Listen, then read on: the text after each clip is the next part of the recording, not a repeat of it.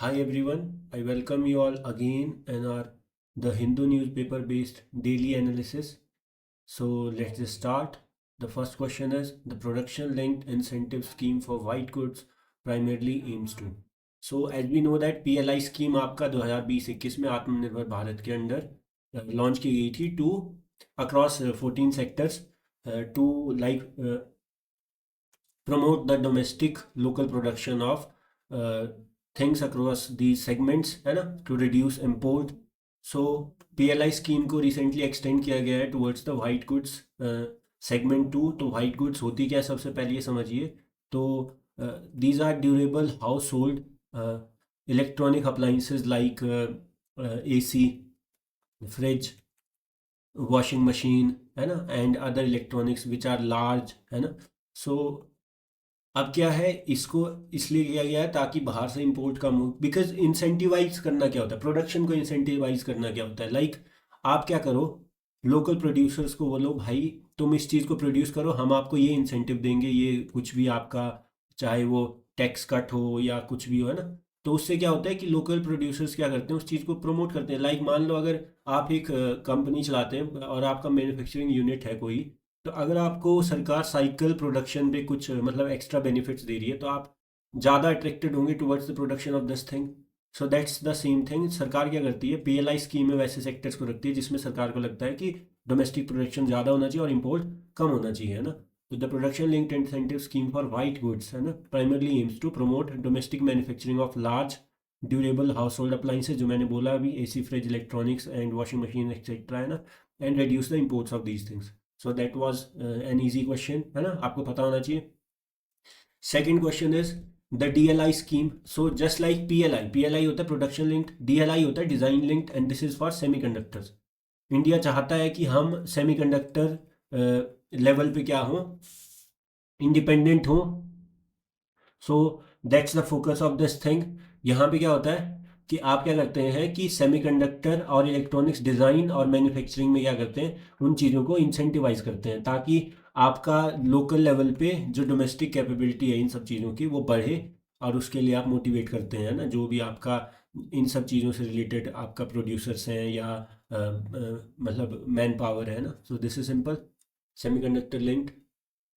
Third is which of the following is an example of ADR. ADR आपको पता होगा, basic polity alternate dispute resolution mechanism. जो आपका normal court of law होते हैं या कोर्ट्स होते हैं, उसके अलावा ऐसे कौन से मैकेनिज्म रखे हुए हैं जिससे कोर्ट में क्या हो, प्रेशर ना हो ज़्यादा चीज़ों का, केसेस पेंडेंसी ये सब.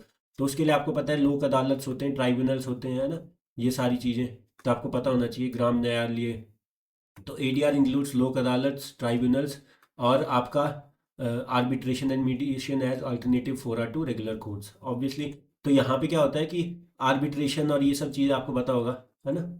आर्बिट्रेशन जैसे आपका इंसॉल्वेंसी एंड बैंक्रप्सी ब्यूरो, ये सारी चीज़ें BC के अंडर आती हैं. आप क्या करते हैं, मीडिएशन करते हैं. तो that is question number 3. Criminal courts is not ADR, supreme court not ADR, high court not ADR. ये तो ऑलरेडी आपका एक्चुअल कोर्ट मैकेनिज्म है ना. इसके अल्टरनेटिव क्या है, लोक अदालत, ट्राइब्यूनल्स, ग्राम न्यायालय, ये सारी चीज़ें है ना. Next is the right to a speedy trial. The right to a speedy trial in India is protected as part of which constitutional guarantee. तो राइट टू स्पीडी ट्रायल आपका इंडिया में काफ़ी ज़्यादा मतलब केसेस हैं. That is pendency of cases in courts, वो चाहे किसी भी रीज़न से हो. आपका मतलब जो केस मैनेजमेंट सिस्टम है दैट इज़ इनएफिशिएंट है ना. आपके चाहे जजेस की स्ट्रेंथ की बात करूं, आपके चाहे बेंचेस की स्ट्रेंथ की बात करूं है ना, तो काफ़ी सारे most of the cases in India कैसे होते हैं कि मतलब अंडर ट्रायल है, अभी तक विदाउट कन्विक्शन क्या है वो आपका कस्टडी में होते हैं मतलब सालों सालों से ना. तो इसीलिए ये एक तरह से इंसान की पर्सनल लिबर्टी को हार्म करता है. तो इसलिए right to a speedy trial is recognised under article 21, that is life and personal liberty है ना, right to life and personal liberty है ना. नेक्स्ट आगे चलते हैं. द PCM में 2006 है ना, child marriage prohibition act 2006, minimum age कितनी कितनी बताता है, सबको ही पता है, 18 और 21. 18 for girls and 21 for boys. They under this they are prohibited from marrying है ना. नेक्स्ट इज हिंदी दिवस, आपको पता होना चाहिए 14 सितंबर है ना, पिछले कल. तो next the 8th schedule of the Indian constitution currently. तो आपको पता है इंडियन कॉन्स्टिट्यूशन में 12 शेड्यूल है ना। 12 में से आपको मैक्सिमम मैंने बताया है बीच बीच में कभी कभी। 7 शेड्यूल क्या होता है, यूनियन लिस्ट, स्टेट लिस्ट, ये सारी चीज़ें है ना। और आपका 8th शेड्यूल क्या है, 8th शेड्यूल में आपका ऑफिशियल लैंग्वेजेस है, जिसमें आपको कितनी रिकोगनाइज है, 22 लैंग्वेजेस है ना ऑफ इंडिया। फिर आपका 9th शेड्यूल आपको पता होगा, फिर आपका 10th शेड्यूल आपको पता होगा, फिर आपका 11th आपको पता है, फिर आपका 12th आपको पता है ना। तो ये सारी चीज़ें आपको पता होनी चाहिए। As per the constitution how many schedules are there currently in the 12 schedules, है ना।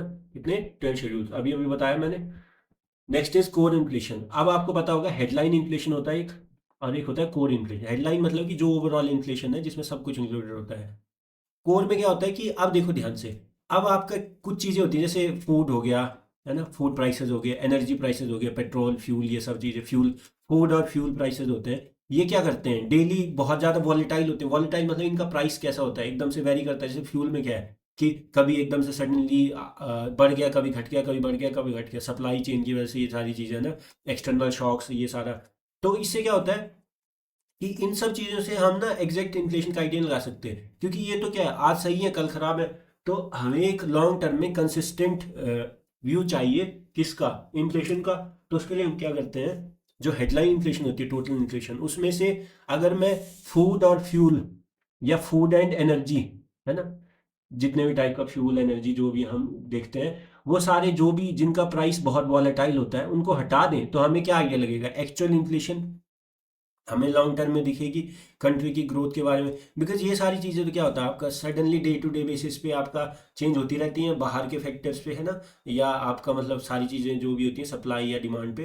तो इसीलिए क्या करते हैं हम, कोर इन्फ्लेशन क्या होता है, टोटल इन्फ्लेशन में से हम क्या हटा देते हैं, जो आपका फूड एंड फ्यूल, ये सारी चीज़ें है ना, फूड एंड फ्यूल इन्फ्लेशन, उससे क्या होता है, आपका कोर इन्फ्लेशन आती है। तो core inflation is commonly defined as inflation measured by excluding which volatile components such as food and fuel, है ना। So it was a good question conceptually, है ना। तो I won't say that it is easy, but अगर आपने पढ़ा होगा तो it is so much easy, है ना, direct question. Cotton in India, तो कॉटन के बारे में आपको पता होना चाहिए।